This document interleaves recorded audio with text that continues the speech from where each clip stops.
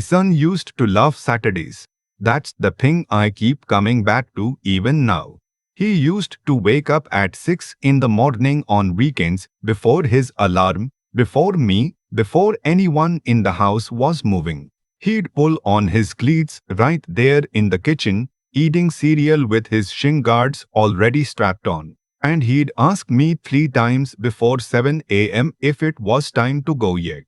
Football was everything to him, not the watching it on TV kind, the playing kind, the grass-stained, scraped knees, running until you can't breathe kind.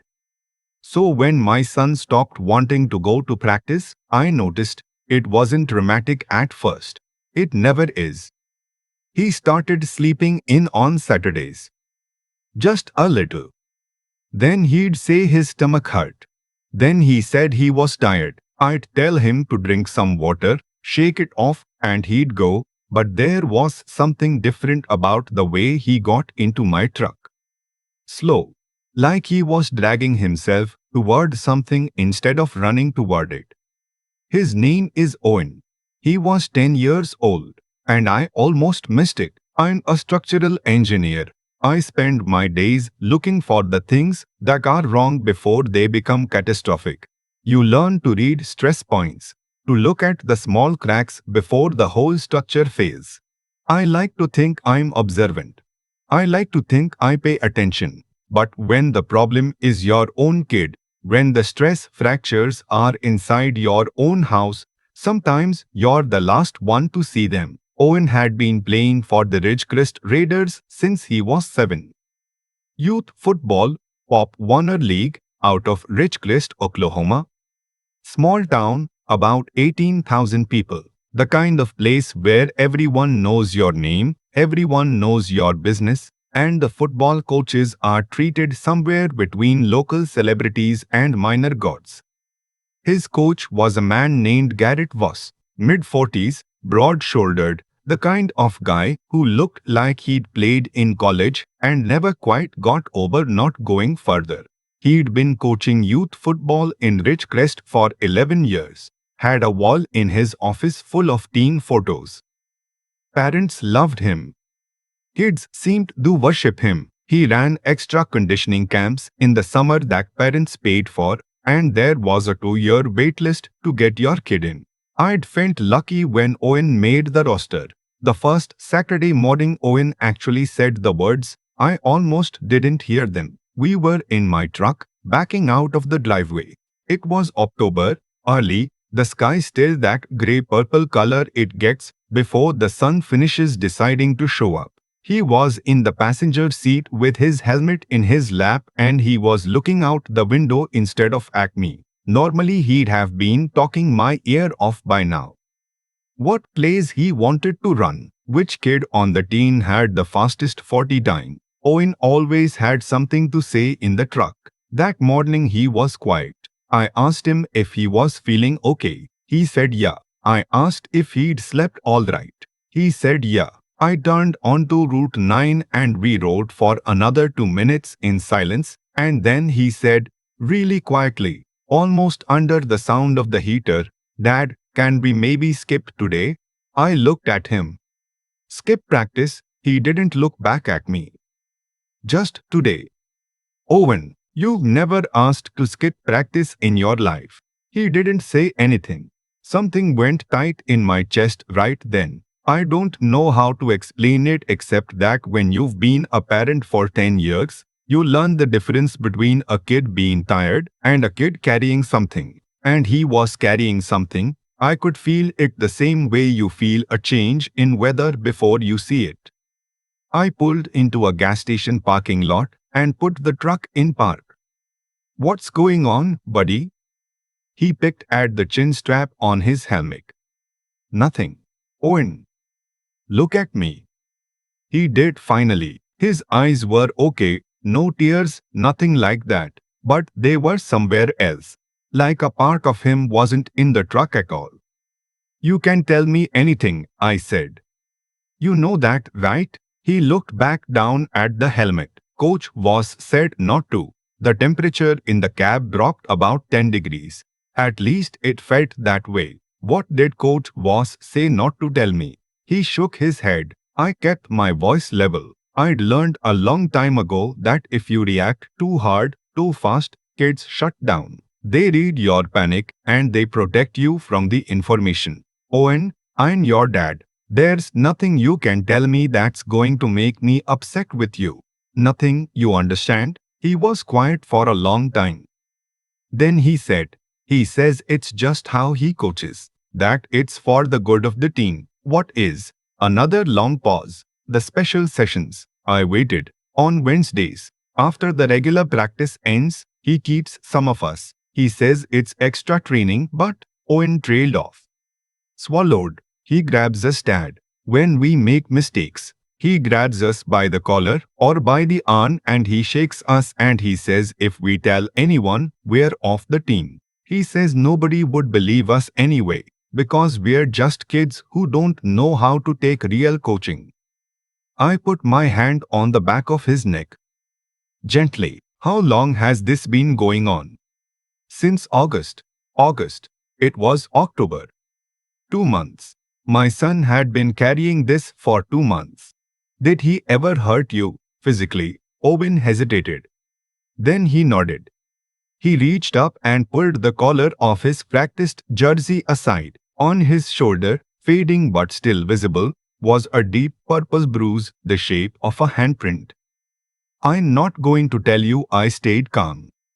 I'm not going to claim I was collected and measured in that moment. I gripped the steering wheel and I breathed through my nose and I thought about all the Saturday mornings Owen had dragged himself to practice without saying a word and what it had cost him to keep that secret and who had taught him to keep it. I turned the truck around. We did not go to practice. I took him to the urgent care clinic on Meridian Avenue first. The doctor, a man named Dr. Fallbrook, examined the bruise on Owen's shoulder and took photographs. He asked Owen careful questions, the kind that don't lead, the kind that let a kid answer in their own words. Owen was steady. He'd already decided to tell the truth. And once a kid that age makes that decision, they commit to it. Dr. Fallbrook was serious by the end of the exam. He told me that the bruising was consistent with firm gripping force and that he was going to file a report with the Department of Human Services. I told him to file it. I told him I'd be filing my own complaints right alongside it. Then I called my wife, Nina. She was home with our younger daughter, back from the grocery store. Completely ordinary Saturday. I told her what Owen had told me. I could hear her go still on the other end of the line. She didn't cry. She said, I'm going to want to hug him when you get home, and then I'm going to want to call the police. I told her that was exactly the plan. At the Ridgecrest police station, the officer who took our statement was a man named Sergeant Hollis. He was polite, he was professional. He listened, took notes, nodded in the right places. And then, when I said the name Garrett Voss, something shifted behind his eyes. Not suspicion of us, the other kind. Coach Voss, he said, like he was tasting the name to make sure he'd earned it right. That's right. I know Garrett pretty well. He actually coached my nephew 2 seasons ago. He set his pen down. He's known as a tough coach but a good one. He's taken kids from this program to state-level camps. He runs those conditioning clinics in the summer, does them half-price for families who can't afford the full rate. I understand his reputation, I said. I'm telling you what my son told me, and I'm showing you a photograph of a bruise on my son's shoulder that looks like somebody grabbed him hard enough to leave a handprint. Sergeant Hollis looked at the photograph Dr. Fallbrook had printed for us. Mr. Brewer, we'll look into this, but I want you to understand that physical discipline in sports coaching occupies a complicated. My son is 10 years old, I said. He's not an NFL linebacker. He's a 5th grader. Sergeant Hollis said they would follow up. He said Coach Voss would be contacted. He said these things take time to investigate properly. I left that station with the distinct feeling that nothing was going to happen unless I made it happen. That night, after Owen was asleep, Nina and I sat at the kitchen table. She had her laptop open. I had a legal pad. We started making a list. The thing about being an engineer is that you believe in systems. You believe that if you apply the right pressure at the right points, structures move. But you also learn sometimes the hard way that some structures are built to resist certain kinds of pressure. And the protection around Garrett Voss was a structure. We just hadn't seen the blueprints yet. I started by talking to other parents, not in a group, not in a way that would tip off Voss or the lead administration, one at a time. Casual. Hey, how's Tyler doing with the team this year? Most conversations went nowhere, but three didn't. A mother named Renee, whose son Marcus played tight end, mentioned that Marcus had started wetting the bed again in September. He was 11.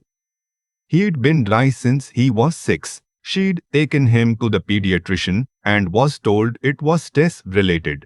But the pediatrician hadn't asked about school or sports, and she hadn't thought to connect it. A father named Todd said his son Jake had started faking injuries to get out of Wednesday afternoon practices specifically. Jake had been telling his parents the extra sessions made his knees hurt, which Todd had believed because Jake had a history of knee issues.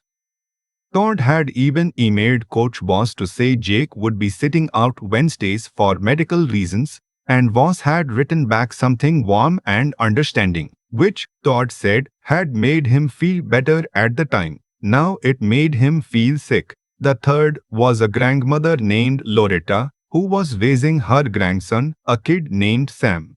Sam had stopped eating dinner on Wednesday nights, just pushing food around his plate and going to bed early. Loretta had thought he was coming down with something seasonal. She'd had no idea.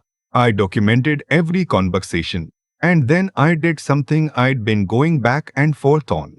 I drove to Ridgecrest Community Park on a Wednesday afternoon and I watched practice from the parking lot. What I saw wasn't illegal looking from a distance. I want to be honest about that. It looked like football practice.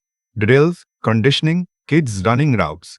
But about 40 minutes in, the main group finished and left, and a group of 6 boys stayed behind. Owen wasn't in that group. I'd pulled him from practice the week before, but I recognized 2 of the boys from Marcus and Jake's photos that Renee and Todd had shown me. Coach Voss ran that smaller group through a separate set of drills, and twice, from where I was parked, I saw him grab a kid, once by the face mask, once by the arm, hard enough that the boy stumbled sideways. Both times Voss leaned in close and said something. Both times the boy stood up straighter and got back in line. I had my phone out. I wasn't close enough for clear footage of the grabs, but I got enough to establish the pattern, who stayed, who left, what the smaller group looked like. That night I also found something online, a post on a Ridgecrest Youth Sports Parent Forum from 16 months ago. A mother who went by initials only Daington had written, "Has anyone had concerns about the extra Wednesday sessions with the Raiders?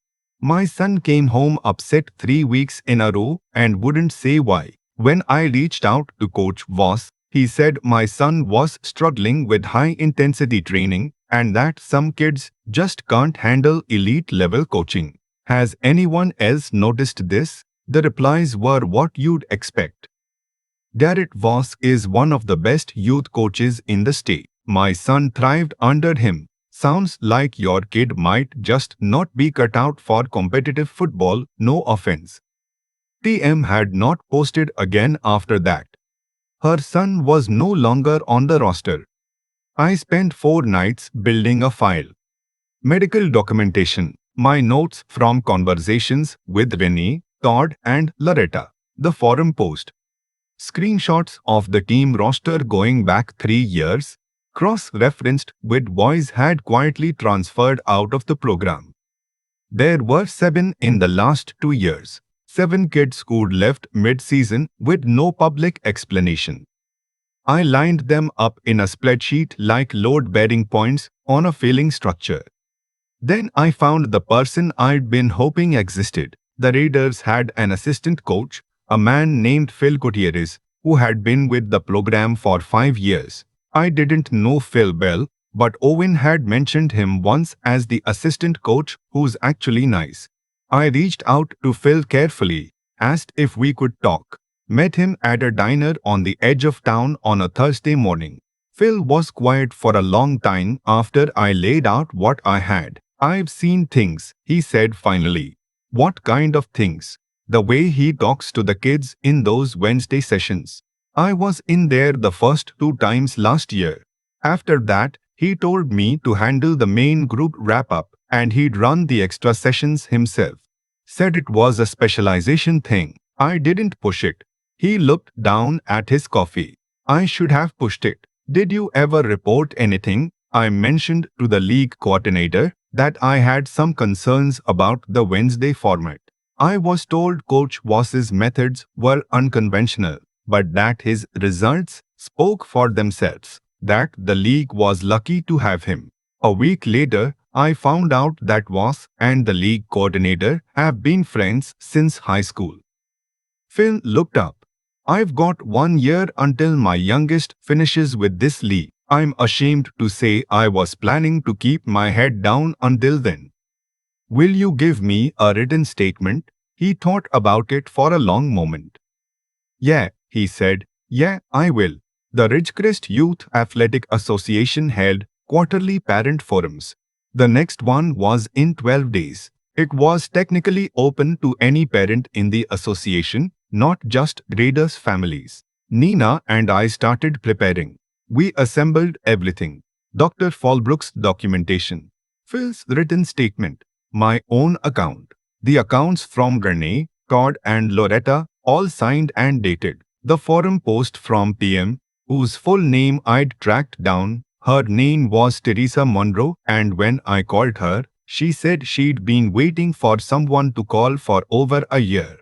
We consulted with an attorney, a woman in Tulsa, who handled civil cases involving institutional negligence. She told us the same thing the lawyer in Owen's story probably told his dad. Stick to documented facts, let the evidence lead, don't editorialize. She also told us that what we had was more than most people show up with, and that we should use it. The night of the forum, the community center was about 2/3 full. Mostly Raiders parents, a few from other programs, some league administrators at a table up front. And at the end of the front row, relaxed and confident, sat Garrett Voss. When public comment opened, I stood up. I am not a person who likes attention.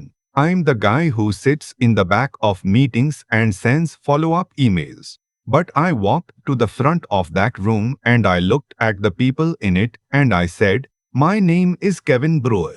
I'm the father of Owen Brewer, who played for the Ridgecrest Raiders under Coach Garrett Voss. I'm here tonight because my son told me something in a truck in a gas station parking lot that I think every parent in this room deserves to hear." The room got quiet. I laid it out. Owen's account, the blues, Dr. Fallbrook's documentation, Phil Gutierrez's statement, the pattern of boys who'd left the program, Teresa Monroe's post, the accounts from 3 other families. I didn't accuse, I presented. I let each piece sit before moving to the next. Garrett Voss sat very still for about 3 minutes. Then he stood up. "These accusations are coming from a handful of kids who couldn't handle competitive training. My job is to develop athletes, not babysit. My son is 10 years old," I said from the podium, and the room shifted. You could feel it. One by one, parents started standing up. Renee spoke about Marcus. Todd spoke about Jake. A woman I didn't recognize stood up and said her son had left the program 8 months ago and she'd never understood why until right now, and she started crying and the room went very quiet around her. The league coordinator tried twice to regain control. By the third time, he'd stopped trying. The association voted that night to place Coach Voss on administrative leave pending an independent investigation. It wasn't what I wanted. I wanted him gone. But it was a start. 2 days later, Sergeant Hollis called me. His voice was different from the first time.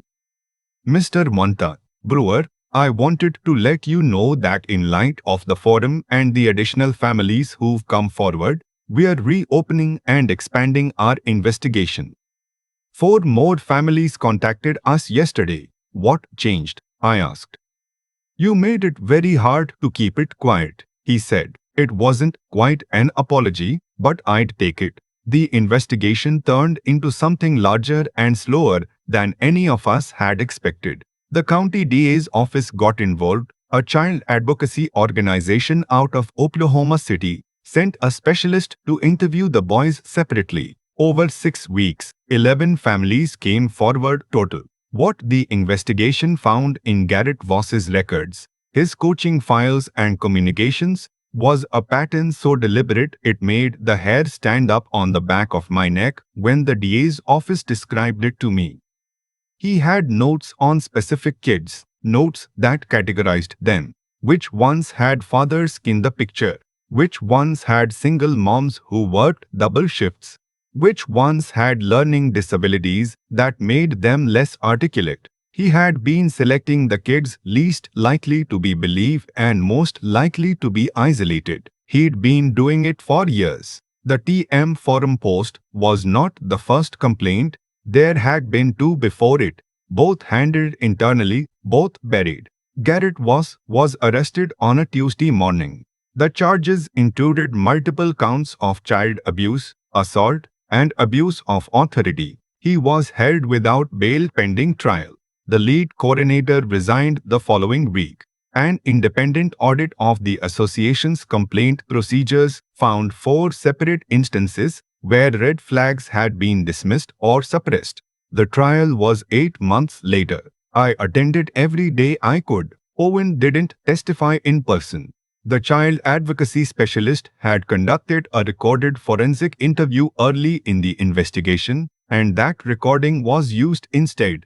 Voss's defense argued that the coaching methods, while intense, didn't arise to criminal abuse. The DA's office presented 11 victim accounts, Voss's own documentation of how he'd selected his targets, and Phil Gutierrez's testimony, which was quiet and damning and unshakable. Voss was convicted on 9 of 13 counts. He was sentenced to 14 years. The drive home from the courthouse, Owen was in the back seat. He was 11 by then, almost 12, and he'd started riding in the back again like he was a little kid, which Nina and I had both pretended not to notice because we understood what it meant. He'd needed to feel small and safe for a while. He was allowed. About 20 minutes into the drive, he said, "Dad?" "Yeah, is it over?" "The trial is," I said. "The rest takes longer." He was quiet for a minute. Then, "I keep thinking about how I almost didn't tell you." My throat tightened. "What made you tell me?" "I don't know. I was in the truck and I thought about how you always say that when something's broken you have to actually look at it. You can't just drive past it. And I thought..."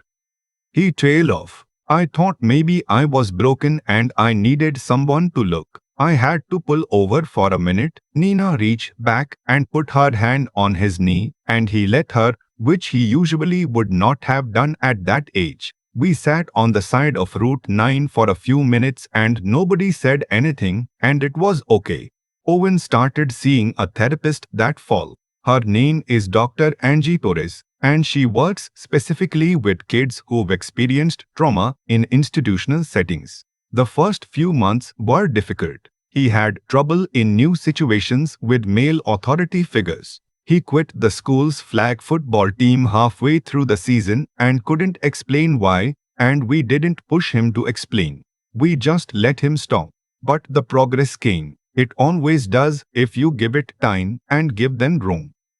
By the following spring, he was back on a field. The recreational soccer, different sport, different world from the Raiders. He wasn't the best player on the team, not even close. But he ran like he meant it, and he laughed when he made mistakes, and he stayed afterward to kick the ball around with his teammates. And I stood on the sideline and watched him and thought, there he is. There's my kid. He's 13 now. He still has hard days. There are teachers he has trouble trusting, moments when his instinct is to shut down instead of speak. Dr. Torres told us early on that recovery from this kind of thing isn't linear and it isn't quiet, and she was right. But he's in it. He keeps choosing to be in it. A few months after the trial, I got a call from Teresa Monroe. She said her son, who was 14 now, had seen a news item about the conviction. He'd asked her why she hadn't done more when he was in the program. She didn't know what to say. She called me because she felt guilty. I told her she had done something. She'd posted the question. She'd named the pattern even when nobody was ready to see it. Sometimes the people who come first get buried. But the fact that it happened doesn't mean it meant nothing. She cried a little. I probably wasn't as articulate about it as I'd like to have been. But I think she heard me. There are things I know now that I didn't know before that October morning in the truck. Things I wish I'd known when Owen was 7 and first putting on that jersey and looking at Garrett Voss like he was someone worth looking up to. Predators in youth sports don't look like predators. They look like leaders. They look like the guy who runs the summer camps and coaches extra on Wednesdays and builds the wait list and gets the kids to state. The authority is the cover.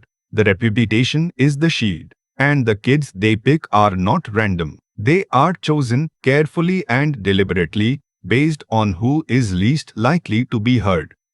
Your kid's silence is not consent. Their stomach aches on Wednesday nights are not coincidence. The slow drag out of bed on Saturday morning, the choosing of a backseat they hadn't sat in for 3 years, those are signals.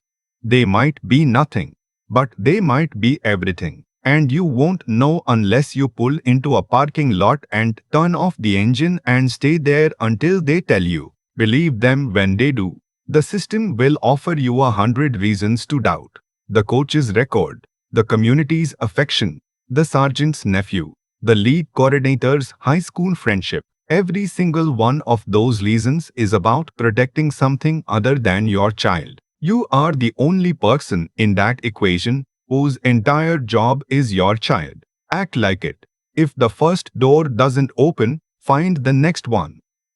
Document everything. Find the feel-good cheers in the situation. There's almost always someone who knows something and hasn't said it yet. Give them a reason to say it. Make the thing too visible to bury. And talk to your kids. Not just the big serious talks, but the small ones. The truck conversations. The ones that happen when you're both looking at the road instead of each other, and somehow that makes it easier to say the hard things. Those conversations are where the real ones happen. Owen told me once, a few weeks after everything was over, that the reason he finally talked was because he knew I would stop the truck. He said he'd seen me do it before. Pull over for road debris. Pull over to check a noise. Pull over when something needed attention. He said he figured, if he said the words, I would stop. That I wouldn't just keep driving. I think about that a lot. What it means that a child's willingness to speak depends on whether they believe someone will stop. Stop the truck. Every time, no matter what, because the things your kids can't quite say out loud, the things they inch toward in half sentences and looked away eyes, those things are not small. They are the whole thing. They are everything. And if you stop and wait and make it clear that you're not going anywhere until they're ready, eventually they will tell you. And then it becomes a thing that can be fixed. I've thought a lot about cause and effect since all of this happened. Not in a philosophical, detached way, in the practical, bone level way you think about things when they actually touched your life. Garrett Voss didn't start out grabbing kids by the collar. That's not how it works. He started out building something, a reputation, a wait list, a wall of team photos, and a community that felt lucky to have him. He built the cover before he needed it, and by the time he needed it, it was airtight. That's not an accident. That's a system. And the thing about systems is that they don't collapse on their own. Someone has to be willing to apply pressure at the right points. Owen almost didn't tell me. He told me that himself later. He sat with it for 2 months. 2 months of Wednesday nights and stomach aches and choosing the back seat again like he was 6 years old.